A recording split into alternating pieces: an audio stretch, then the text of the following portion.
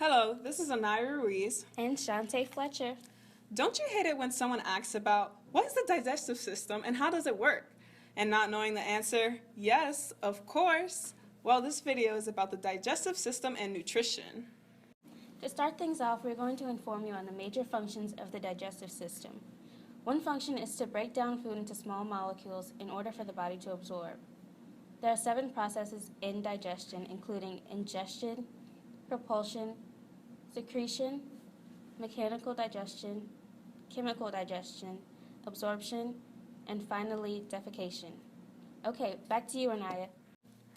Thanks, Shantae. To start things off, look at this diagram. The digestive system begins with the mouth, the start of mechanical digestion. This is where it all starts.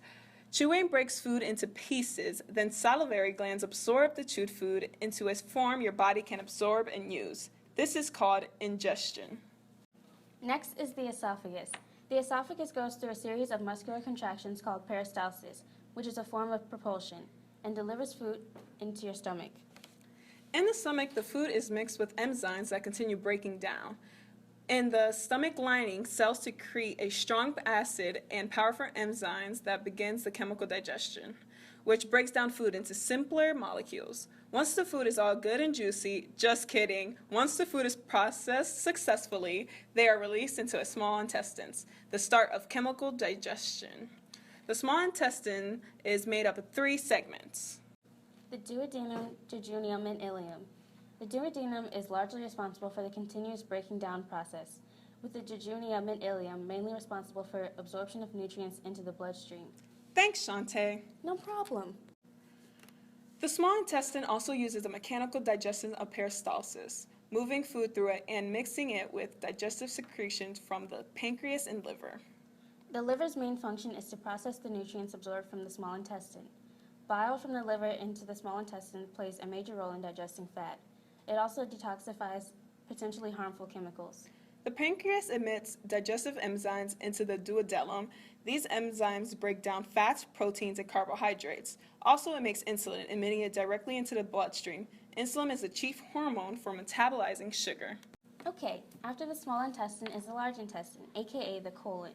The large intestine is made up of the cecum, the ascending colon, the transverse colon, descending colon, and the sigmoid colon.